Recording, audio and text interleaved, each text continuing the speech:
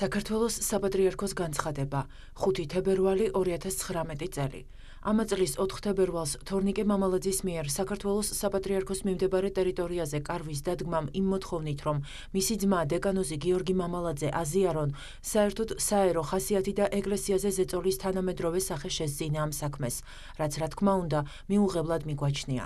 საზოგადოებას შევახსენებთ, რომ როგორც ადრე განვაცხადეთ, ველოდებოდით ძიების დამთავრებას, რათა არსებული დოკუმენტაციის გაცნობის საფუძველზე შეფასება მისცემოდა განვითარებულ მოვლენებს.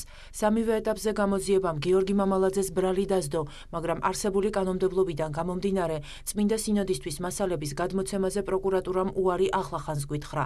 დასჯადია საგამოძიებო მასალების სხვისთვის მიწოდებაც, როგორც დამნაშავის, ისე დაზარალებულის მხრიდანაც.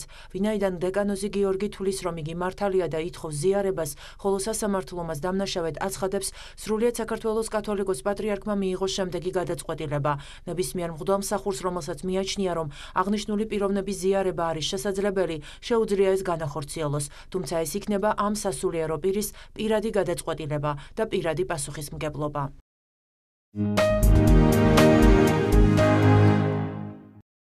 ოკუპირებული ცხინვალის რეგიონის დე-ფაქტო ხელისუფლების მიერ დაკავებული ნიქოზისა და ცხინვალის ეპარქიის მღვდელმსახური დეკანოზი დავით დურგლიშვილი გაათავისუფლეს. სოფელ ნიქოზის განაპირას საოკუპაციო ხაზთან დაკავებულმა სასულიერო პირმა ცხინვალის წინასწარი დაკავების იზოლატორი გირაოს სანაცვლოდ დატოვა. დეკანოზ დავით დურგლიშვილს საოკუპაციო ხაზთან სასულიერო პირები და ოჯახის წევრები დახვდნენ.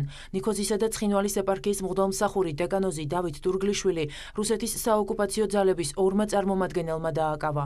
მას ბრალად ეგრეთ წოდებული საზღვრის უკანონოდ გადაკვეთა ედებოდა. დაკავების მომენტში სასულიერო პირი საკუთარ მიწის ნაკვეთს ამუშავებდა. ჩვენ ტელეფონით დავუკავშირდით დეკანოზ დავით დურგლიშვილს მას შემდეგ, რაც სასულიერო პირმა ცხინვალის წინასწარი დაკავების იზოლატორი დატოვა. იცით რომ ავნებიდან ვარ ამუშავებით და ხო და ავნებთან ახლოს შევდით რაღაც ყანაში და მე ავნებით რომ დამიარა და გადავწეს ეს შემოღობის. და მე რამდენიმე ხნის მერე მოვიდნენ ისინი.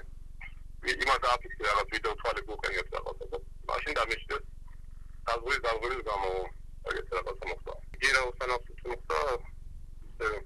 ოსმა პრობლემა გადაიხადა